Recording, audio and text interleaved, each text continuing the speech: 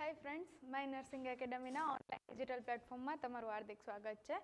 Okay, previous લેક્ચરની અંદર આપણે ઘણા બધા નોરસેટ રિલેટેડ ઇમ્પોર્ટન્ટ ટોપિક્સ જે છે સ્ટડી કરેલા હતા. આ લેક્ચરની અંદર આપણે સ્ટડી કરવાનો છે which is most important for NORCET COH and for your knowledge also. બરાબર, ટોપિક બહુ નાનકડો છે, બહુ જ સિમ્પલ છે, CSF. ઘણી વખત આપણે એવું હોય કે આપણે આખી નર્વસ સિસ્ટમ ભણી લીધી છે, આખી પેથોલોજી ભણી લીધી, જેનેટિક્સ ભણી લીધું. ઘણી વખત એવું થાય કે આપણે અમુક નાના એવા ટોપિક હોય કે જે ના સમજમાં આવતા હોય અથવા તો ના આવડતા એને આ છે કરીને જવા દઈએ. બટ સમટાઈમ્સ એક્ઝામની અંદરથી એવા ટોપિક્સમાંથી બી ક્વેશ્ચન્સ પૂછાય છે. બરાબર, ક્વેશ્ચન્સ બહુ જ સિમ્પલ હોય, બટ એના માટે તમને જે બેઝિક ડિટેલ્સ છે વસ્તુની ખબર હોવી જોઈએ એ આજે આપણે જોવાની છે. બરાબર, હવે નોર્મલી તમે CSF અથવા તો સેરેબ્રોસ્પાઇનલ ફ્લુઇડ આવો શબ્દ સાંભળેલો હશે. અગર તમે નર્સિંગ GNM કમ્પ્લીટ કરી લીધું છે તો ડેફિનેટલી તમને આના વિશે આઈડિયા હશે, અને અગર તમે સ્ટડી કરો છો તો શાયદ તમે સાંભળેલો હશે અથવા તો ભવિષ્યમાં સાંભળવાના છો. બરાબર, બંને લોકો માટે આજે આપણે જે વસ્તુ યુઝફુલ થાય ને એ અહીંયા ભણવાની છે. શું છે તો કે સેરેબ્રોસ્પાઇનલ ફ્લુઇડ શું છે તો કે વન બાય વન આપણે જોઈ લઈએ. તો કે શું છે સેરેબ્રોસ્પાઇનલ ફ્લુઇડ? તો કે ક્લિયર કલરલેસ ફ્લુઇડ છે કે જે બ્રેઇન અને સ્પાઇનલ કોર્ડની અંદર જોવા મળે છે. બરાબર, બેઝિક કેરેક્ટરિસ્ટિક છે કે એક વ્હાઇટ કલર, વ્હાઇટ તો નહીં, મતલબ કે કલરલેસ, પાણી જેવું, એક પાણી જેવું કલરલેસ ફ્લુઇડ છે કે જે ક્યાં હોય છે તો કે બ્રેઇન અને સ્પાઇનલ કોર્ડની અંદર જોવા મળે છે. ઓકે, કેટલું હોય તો કે નોર્મલી એનું વોલ્યુમ અરાઉન્ડ 150 ml જેટલું નોર્મલ એડલ્ટની અંદર જોવા મળે છે, અને પ્રોડક્શન એનું ડેઇલી બેઝિસ પર કેટલું થાય તો કે 500 ml જેટલું પ્રોડક્શન પર ડે CSFનું જોવા મળે છે. આ એની બેઝિક કેરેક્ટરિસ્ટિક્સ છે અમુક જે આપણે પહેલાં જોઈ લઈએ. બરાબર, શું તો કે ક્લિયર અને કલરલેસ ફ્લુઇડ છે, બ્રેઇન અને સ્પાઇનલ કોર્ડની અંદર જોવા મળે છે. બીજું તો કે કેટલું એનું નોર્મલ વોલ્યુમ હોય 150 ml અરાઉન્ડ. હવે આ ક્વેશ્ચન તમને એક્ઝામમાં પૂછાય. અગર એક્ઝામિનર પાસે કંઈ જ નથી અને CSFમાંથી કંઈક ક્વેશ્ચન કરવો છે ને તો તમને પૂછશે કે ભાઈ CSFનું નોર્મલ પ્રોડક્શન પર ડે કેટલું હોય? તો કે 500 ml જે છે નોર્મલી રેગ્યુલર બેઝિસ પર સેરેબ્રોસ્પાઇનલ ફ્લુઇડ જે છે પ્રોડ્યુસ થાય છે.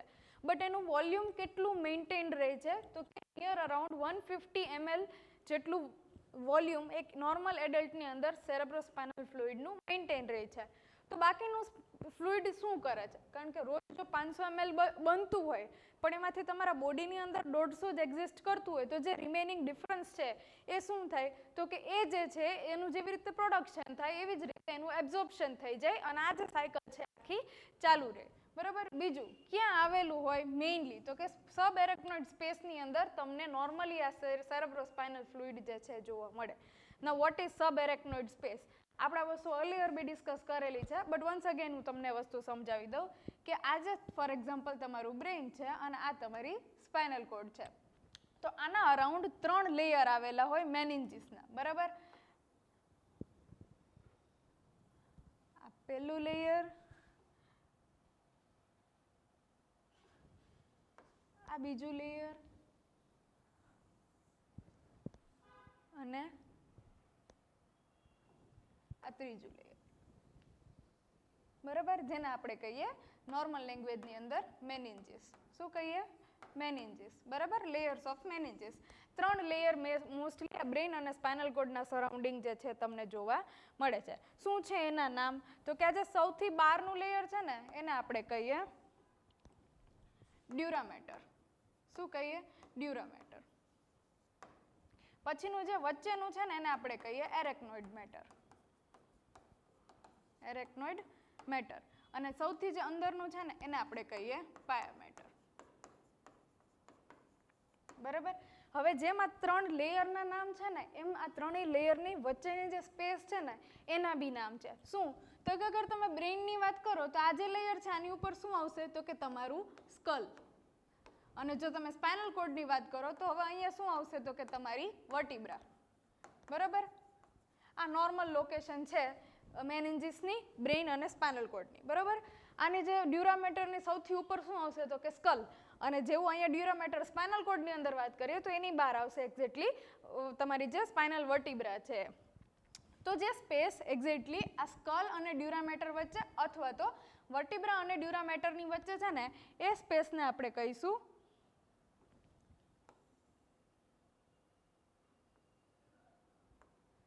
સ્પેસને આપણે કહીશું એપીડ્યુરલ સ્પેસ.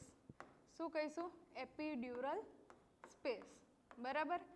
હવે એવી જ રીતે જે સ્પેસ એક્ઝેક્ટલી આ ડ્યુરામેટર અને એરેક્નોઇડ મેટરની વચ્ચે છે ને એને આપણે કહીશું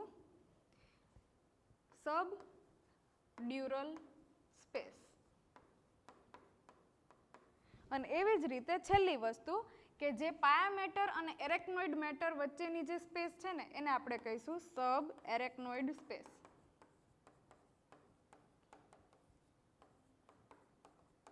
બરાબર.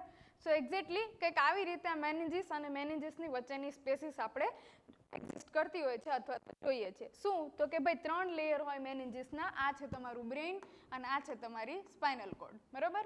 બ્રેઇનની જે 3 લેયર પૂરી થાય એટલે એની ઉપર આવે સ્કલ અને સ્પાઇનલ કોર્ડના 3 લેયર પૂરા થાય એટલે બહાર આવે વર્ટિબ્રા.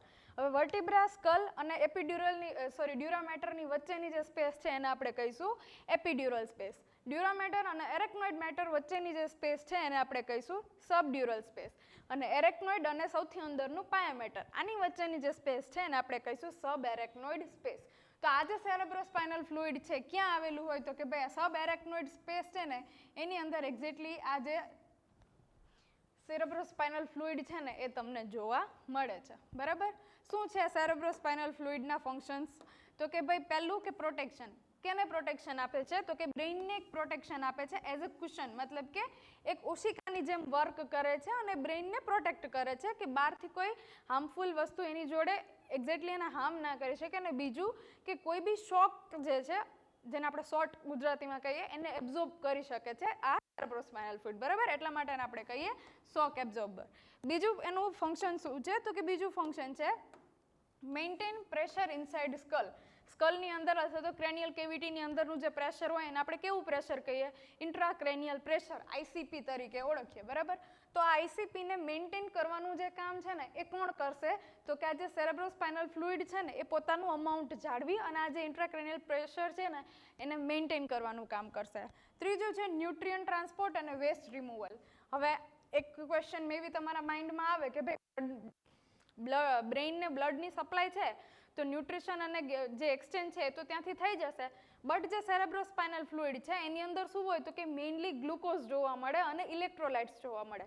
તો બ્રેઇનની જે ઇલેક્ટ્રિકલ એક્ટિવિટી માટે અથવા તો બ્રેઇનના ફંક્શનિંગ માટે જે ગ્લુકોઝ અને ઇલેક્ટ્રોલાઇટ્સની નેસેસિટી છે ને એ કોણ પૂરી કરશે? તો કે સેરેબ્રોસ્પાઇનલ ફ્લુઇડ જે છે એ પૂરી કરશે. ધેટ્સ વાય આપણે એને ન્યુટ્રિયન્ટ ટ્રાન્સપોર્ટ અને વેસ્ટ રિમૂવલ તરીકે પણ એનું એક ફંક્શન જે છે જોઈએ છીએ. અને ત્રીજું છે પ્રોવાઇડ્સ અ બાયન્સી ટુ બ્રેઇન. હવે બાયન્સી એટલે શું થાય તો કે એક બાયન્ટ ફોર્સ તરીકે તમે જોઈ શકો કે નોર્મલી જે બ્રેઇન છે ને એ 1400 ગ્રામની આજુબાજુ તમારું વેઇટ કરતું હોય. બરાબર. એનું નોર્મલ વેઇટ હોય. હવે આ જે સેરેબ્રોસ્પાઇનલ ફ્લુઇડ છે ક્યાં છે? તો કે આ તમારા બ્રેઇનની સરાઉન્ડિંગ આખું તમને આ સેરેબ્રોસ્પાઇનલ ફ્લુઇડ જોવા મળે છે. હવે ઇમેજિન કરો કે કોઈ પણ નોર્મલ વસ્તુનું વજન અને જ્યારે તમે પોતે જ વિચારી લો કે નોર્મલી અત્યારે તમારો 50, 55, 60 જે બી તમારો વેઇટ હોય, અગર તમે પાણીની અંદર જાઓ તો તમને કેવું ફીલ થાય? લાઇટ ફીલ થાય. એકદમ તમે એવું લાગે કે જાણે તમારો વજન એક્ઝેક્ટલી 55 કિલો જેટલું છે જ નહીં. બરાબર. તો બ્રેઇન સાથે બી અહીંયા એ જ વસ્તુ આ CSF કરે છે. શું કરે છે? તો કે બ્રેઇનની સરાઉન્ડિંગ ફરતે આખું સેરેબ્રોસ્પાઇનલ ફ્લુઇડ આવેલું હોય ને તો બ્રેઇન એક્ઝેક્ટલી એવી રીતે તમે ઇમેજિન કરી શકો કે CSFની અંદર તરતું છે.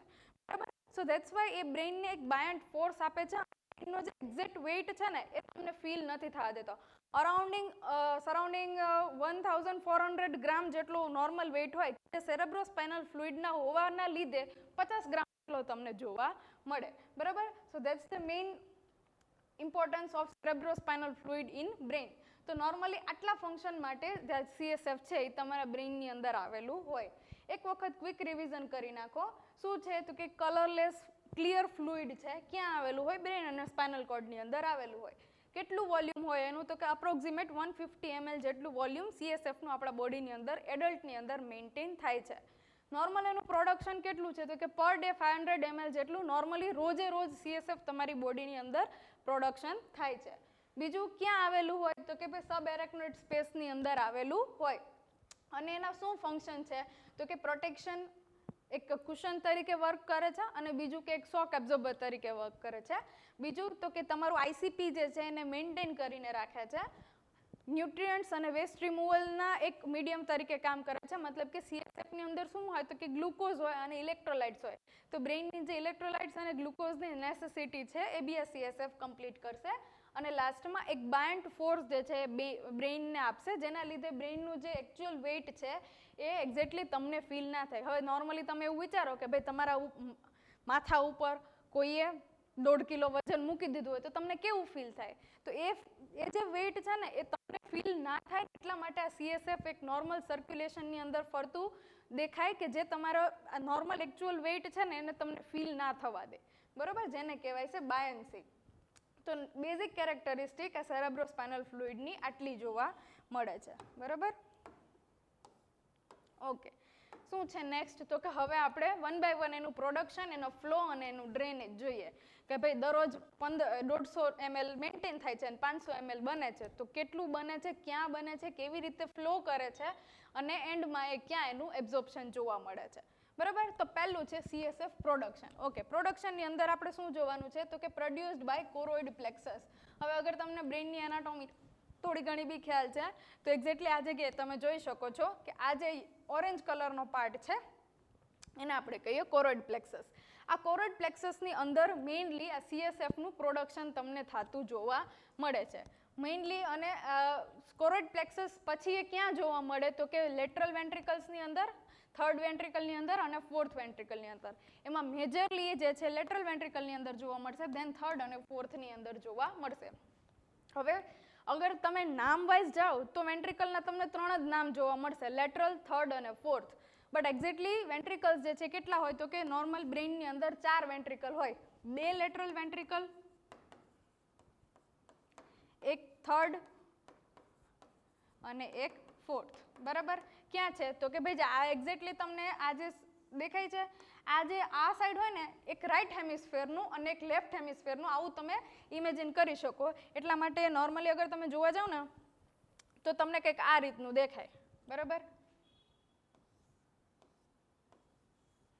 બરાબર, એક લેટરલ વેન્ટ્રિકલ આ અને એક આ, એવી રીતે તમે આને ઇમેજિન કરી શકો છો. તેવા 2 લેટરલ વેન્ટ્રિકલ હોય જ્યાં મેજોરિટી CSFનું પ્રોડક્શન થાય, ધેન આફ્ટર થર્ડ વેન્ટ્રિકલની અંદર અને ફોર્થ વેન્ટ્રિકલની અંદર આ જે સેરેબ્રોસ્પાઇનલ ફ્લુઇડ જે છે એ જોવા મળે. બરાબર, તો એક્ઝેક્ટલી આનું પ્રોડક્શન તમારે યાદ રાખવાનું કે ભાઈ એક્ઝેક્ટલી એ કોરોઇડ પ્લેક્સસની અંદર જ બને છે, પણ ત્યાર પછી એ ક્યાં તો કે લેટરલ વેન્ટ્રિકલ્સની અંદર, થર્ડ અને ફોર્થ વેન્ટ્રિકલની અંદર જોવા મળે છે. બરાબર, ઓકે. નેક્સ્ટ છે CSF સર્ક્યુલેશન. હવે જોઈ લીધું કે ક્યાં પ્રોડ્યુસ થાય છે તો કે ભાઈ કોરોઇડ પ્લેક્સસની અંદર પ્રોડ્યુસ થાય છે અને પછી મેજર અમાઉન્ટની અંદર લેટરલમાં, ધેન આફ્ટર થર્ડ અને ધેન આફ્ટર ફોર્થની અંદર એનું પ્રોડક્શન જે છે એ જોવા મળે છે. હવે એનું પ્રોડક્શન થઈ ગયું, હવે આવશે એનો ફ્લો કે કેવી રીતે તમારા બ્રેઇનની અંદર કયા સ્ટ્રક્ચરથી કયા સ્ટ્રક્ચરની અંદર ફ્લો અને ઇવેન્ચ્યુઅલી ક્યાં જઈને એબ્ઝોર્બ થશે. તો સૌથી પહેલાં આપણે શું કીધું તો કે ભાઈ કોરોઇડ પ્લેક્સસમાં એ બન્યું એટલે હવે કોરોઇડ પ્લેક્સસમાંથી સૌથી પહેલાં ક્યાં જોવા મળશે? લેટરલ વેન્ટ્રિકલની અંદર. તો આ બંને શું છે તમારા લેટરલ વેન્ટ્રિકલ્સ. તો લેટરલ વેન્ટ્રિકલની અંદર સૌથી પહેલાં જોવા મળશે, ધેન આફ્ટર ત્યાંથી ક્યાં જશે તો કે ભાઈ જો તમને નાનકડો એવો પાથવે દેખાય છે આને કહેવાય ફોરામિના ઓફ મોનરો. આ ફોરામિના ઓફ મોનરોના મીડિયમથી એક વે તરીકે લેટરલ વેન્ટ્રિકલમાંથી આ જે સેરેબ્રોસ્પાઇનલ ફ્લુઇડ છે એ આવશે થર્ડ વેન્ટ્રિકલની અંદર. આ જે છે શું છે તો કે થર્ડ વેન્ટ્રિકલ. તો આ ફોરામિના ઓફ મોનરોના થ્રુ એ આવશે થર્ડ વેન્ટ્રિકલની અંદર. મતલબ કે પહેલા લેટરલ વેન્ટ્રિકલમાં હશે, ત્યાંથી મોનરો, ત્યાંથી આવશે થર્ડ વેન્ટ્રિકલમાં. હવે થર્ડ વેન્ટ્રિકલમાં આવ્યું એટલે હવે ક્યાં જશે? એને ફોર્થ વેન્ટ્રિકલમાં જવું છે. તો એની વચ્ચે જે અગેન એક પાથવે આવશે, જેવું અહીંયા ફોરામિના ઓફ મોનરો છે એવો ને એવો એક બીજો પાથવે છે કે જેના દ્વારા એ થર્ડમાંથી ફોર્થમાં જશે. એ પાથવેને શું કહીશું તો કે આપણે સેરેબ્રલ એક્વિડક્ટ ઓફ સેલ્વિયસ આવું નામ આપેલું છે. બરાબર, એક નાનકડી એવી તમને પેસેજ દેખાય છે જ્યાંથી થર્ડમાંથી એ ફોર્થમાં આવશે. બરાબર, તો સેરેબ્રલ એક્વિડક્ટના થ્રુ એ થર્ડમાંથી ક્યાં આવશે તો કે ફોર્થ વેન્ટ્રિકલની અંદર. આ જે છે ફોર્થ વેન્ટ્રિકલ છે. ફોર્થ વેન્ટ્રિકલમાં આવતા સાથે એની પાસે 2 બીજા સ્ટ્રક્ચર છે લેટરલ સાઈડમાં, મતલબ કે સાઈડમાં જુઓ તો ફોરામિના ઓફ લચકા અને લાસ્ટમાં જે છે ફોરામિના ઓફ મજેન્ડાઈ.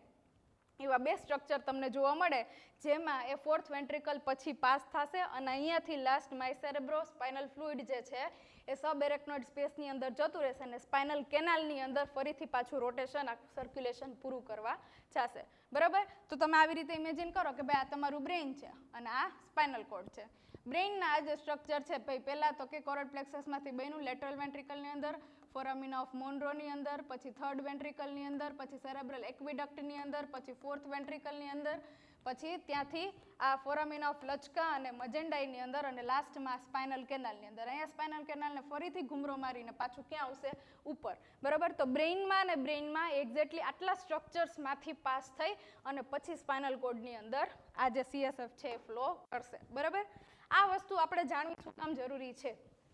જસ્ટ બીકોઝ કે ઘણી બધી કન્ડિશન્સ એવી જોવા મળે છે, પેથોલોજીકલ કન્ડિશન, કે જેમાં જે સેરેબ્રોસ્પાઇનલ ફ્લુઇડ છે ને એના પ્રોડક્શનની અંદર, ઈધર એના એબ્ઝોર્પ્શનની અંદર જે છે પ્રોબ્લેમ આવતી હોય, જેના લીધે તમે એનો રૂટ કોઝ ફાઇન્ડ આઉટ કરી શકો.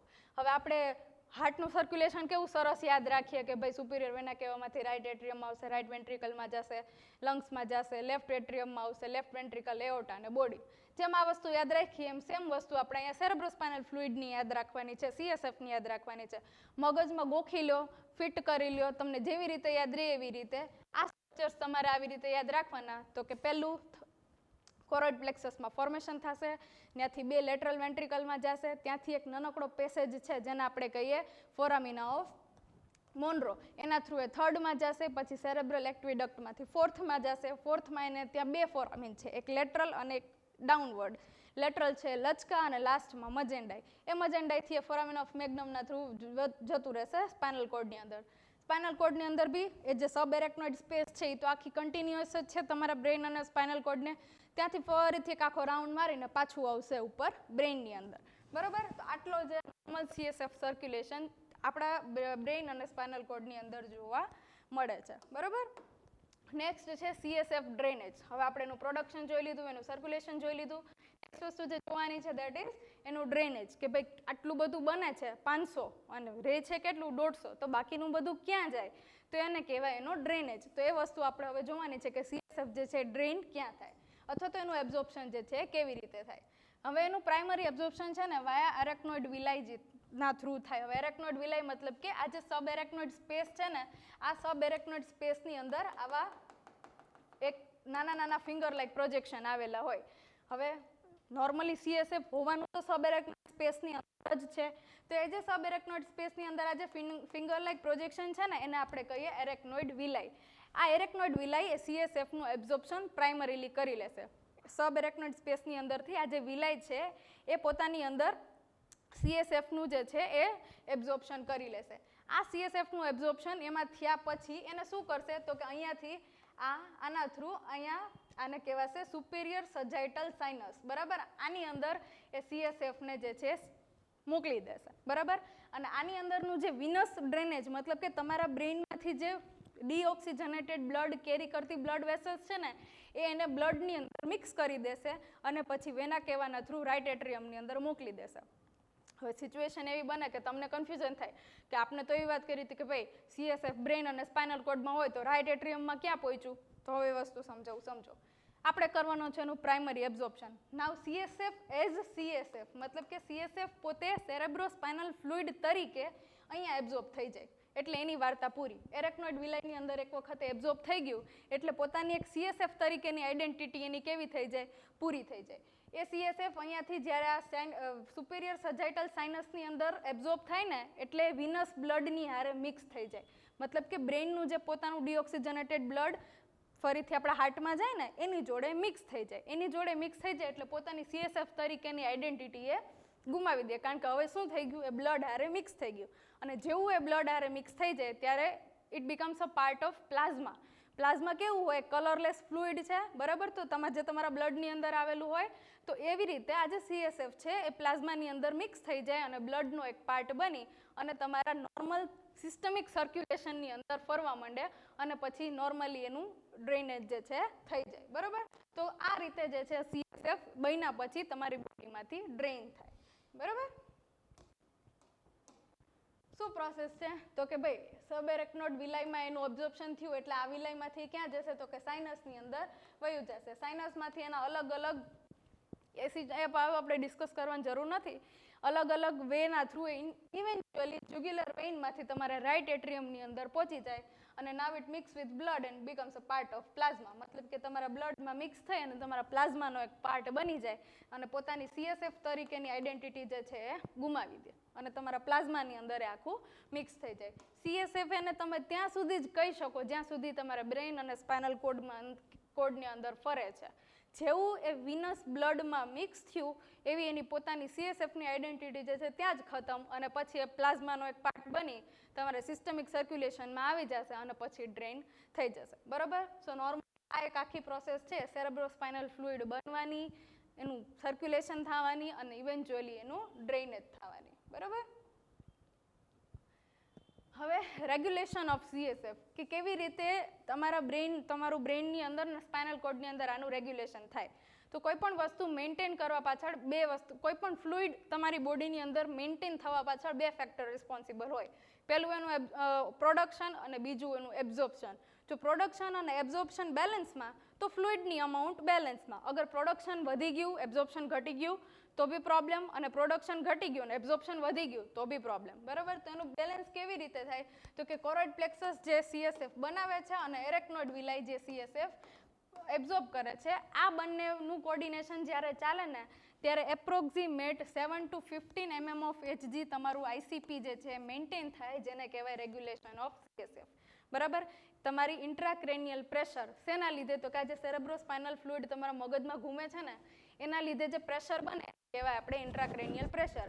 તો આ કોરોઇડ પ્લેક્સસ જ્યાં બને છે અને એરેક્નોઇડ વિલાઈ જે એબ્ઝોર્બ થાય છે, આ બંને વસ્તુ બેલેન્સમાં ચાલશે ત્યારે તમારું normal 7 to 15 mm of Hg intracranial pressure જે છે મેન્ટેન થાય. બરાબર. 7 કરતાં ઓછું થઈ જાય અથવા તો 15 કરતાં વધી જાય તો એ વસ્તુ કહેવાય એબનોર્મલ. ICP ઘટી જવું અથવા તો ICP વધી જવું એવું તમે સાંભળેલું હશે. હવે એનું ક્લિનિકલ કોરિલેશન કે ભાઈ આટલું બધું CSF આપણે ભણ્યું તો એક્ઝેક્ટલી આ વસ્તુની પ્રોબ્લેમેટિક કન્ડિશન જોવા ક્યાં મળે? તો પીડિયાટ્રિકની અંદર તમે એક બહુ જ નોન કન્ડિશન કદાચ સાંભળેલી હશે, દેટ ઇઝ હાઇડ્રોસેફેલસ. બરાબર. હાઇડ્રો મતલબ કે કાઇન્ડ ઓફ વોટર અથવા તો ફ્લુઇડ, સિફેલસ મતલબ કે ઇનસાઇડ ઓફ ધી બ્રેઇન. જ્યારે તમારા બ્રેઇનની અંદર સેરેબ્રોસ્પાઇનલ ફ્લુઇડનું અમાઉન્ટ વધી જાય, બરાબર, ત્યારે કન્ડિશન અરાઇઝ થાય અને આપણે કહીએ હાઇડ્રોસેફેલસ. કેવું હોય તો કે ભાઈ 2 ટાઈપનું હાઇડ્રોસેફેલસ તમને જોવા મળે, કમ્યુનિકેટિંગ અને નોન કમ્યુનિકેટિંગ. કમ્યુનિકેટિંગ ક્યારે કહેવાય? તો કે જ્યારે CSFના એબ્ઝોર્પ્શનની અંદર પ્રોબ્લેમ છે, બને છે બરોબર, ફ્લો બી બરોબર થાય છે, પણ જ્યાં એને એબ્ઝોર્બ થવાનું છે ને એરેક્નોઇડ વિલાઈમાં ત્યાંનું પ્રોપર એબ્ઝોર્પ્શન નથી થતું, એના લીધે એનું અમાઉન્ટ વધી ગયું છે, તો આપણે એને કહીશું કમ્યુનિકેટિંગ હાઇડ્રોસેફેલસ. નોન કમ્યુનિકેટિંગ ક્યારે કહેવાશે? જ્યારે કોઈ ઓબ્સ્ટ્રક્શનના લીધે સેરેબ્રોસ્પાઇનલ ફ્લુઇડ પ્રોપર ફ્લો જ નથી થતું. બરાબર. બને છે બરોબર પણ ફ્લો નથી થતું, વચ્ચે એને કોઈ પણ પ્રકારનું ઓબ્સ્ટ્રક્શન છે. કેવું? જો કે જ્યારે ઇન્ફેક્શન હોય અથવા તો સ્ટેનોસિસ થઈ ગયું હોય બ્રેઇનની અંદર તો શું થાય? તો કે CSF પ્રોપરલી પાસ ના થઈ શકે, સ્ટક થઈ જાય, એક્યુમ્યુલેશન થાય અને એનું ઓબ્સ્ટ્રક્શન જોવા મળે. તો એ જે પ્રકાર છે જેના લીધે CSFનું અમાઉન્ટ વધી જાય તો એને કહેવાય નોન કમ્યુનિકેટિંગ હાઇડ્રોસેફેલસ. બંનેની અંદર શું થાય? તો કે ઇવેન્ચ્યુઅલ જે એબ્ઝોર્પ્શન છે એ ઘટી જાય. ઓબ્સ્ટ્રક્ટ થઈ ગયું છે મતલબ કે ઇનફ અમાઉન્ટની અંદર એબ્ઝોર્બ નથી થવાનું અને નોર્મલ ફ્લો બી કરે છે, ઓબ્સ્ટ્રક્શન બી નથી ને ખાલી એબ્ઝોર્પ્શન નથી થતું. બંને કેસમાં વસ્તુ શું બનશે? તો કે એબ્ઝોર્પ્શન ઘટી જશે. હવે એના લીધે કઈ સાઇન જોવા મળે? તો કે આપણે પ્રિવિયસલી મેં તમને બ્રેઇન કેન્સરની અંદર 100% ભણાવેલી વસ્તુ છે, દેટ ઇઝ કુશિંગ સ્ટ્રાઇડ, કે જ્યારે ઇન્ટ્રાક્રેનિયલ પ્રેશર વધી જાય અને જે 3 સાઇન જોવા મળે એ ટ્રાઇડને આપણે કહીએ કુશિંગ સ્ટ્રાઇડ. કઈ 3 સાઇન ટ્રાઇડ જોવા મળે? તો કે હાઇપરટેન્શન જોવા મળે, બ્રેડિકાર્ડિયા જોવા મળે અને ઇરરેગ્યુલર રેસ્પિરેશન જોવા મળે. આ 3 વસ્તુ જોવા મળે. ઇરરેગ્યુલર રેસ્પિરેશન, આ 3 વસ્તુ ક્યારે જોવા મળે? તો કે મેઇનલી જ્યારે ઇન્ટ્રાક્રેનિયલ પ્રેશર વધી જાય ને ત્યારે, અને જ્યારે આ 3 સાઇન એકહારે જોવા મળે તો એને આપણે નામ આપેલું છે કુશિંગ સ્ટ્રાઇડ. સો નોર્મલી CSFના ઇરરેગ્યુલેશનના લીધે આવી કન્ડિશન્સ જે છે તમે જોઈ શકો છો. બરાબર. ઓકે. નેક્સ્ટ એક ક્વિક રિવિઝન કરી નાખીએ ફટાફટ. CSF ક્યાં બન્યું, કેવી રીતે ફ્લો થયું અને શું એનું ડ્રેનેજ થયું. તો કોરોઇડ પ્લેક્સસની અંદર એનું ફોર્મેશન થાય, ત્યાંથી એ વેન્ટ્રિકલ્સમાં આવે, ત્યાંથી એ સબ એરેક્નોઇડ સ્પેસની અંદર આવે, ફરીથી પાછું ઘૂમરો મારી આવી રીતે આમ પાછું બ્રેઇનમાં આવે, એરેક્નોઇડ વિલાઈની અંદર એનું એબ્ઝોર્પ્શન થઈ જાય, વિનસ સાઇનસમાંથી એ બ્લડની અંદર ભળી જાય. વાત થઈ ગઈ પૂરી. બરાબર. CSF નથી રહેતું, CSF પ્લાઝમા બની જાય અને વાર્તા પૂરી. બરાબર. તો આટલું નોર્મલી CSFનું પ્રોડક્શન, એનું પ્રોડક્શન, એનો ફ્લો અને એનું ડ્રેનેજ, આટલી વસ્તુ તમારે આ લેક્ચરની અંદર જોવાની હતી. હવે કદાચ આમાંથી કોઈ પણ ક્વેશ્ચન પૂછાય તો કેવો પૂછાય, તો કે તમને ભાઈ ક્લિનિકલ કોરિલેશન મેં જે બતાવ્યું કે હાઇડ્રોસિફિલસ છે એના રિલેટેડ પૂછાય, ICPના રિલેટેડ પૂછાય, નોર્મલ અમાઉન્ટ ઓફ પ્રોડક્શન પૂછાય અથવા તો નોર્મલ અમાઉન્ટ ઓફ મેન્ટેનન્સ પૂછાય. તો મેન્ટેન 150 થાય અને પ્રોડક્શન 500 થાય. આ વસ્તુ મગજમાં ફિટ કરી લેવાની રહેશે, બરાબર. સો આટલી વસ્તુ આજના લેક્ચરમાં આપણે જોઈ. નેક્સ્ટ લેક્ચરમાં આપણે વધારે યુઝફુલ ઇન્ફોર્મેશન અને બીજો ઇન્ટરેસ્ટિંગ ટોપિક સાથે ફરી મળીશું. Until then, thank you so much. Bye bye.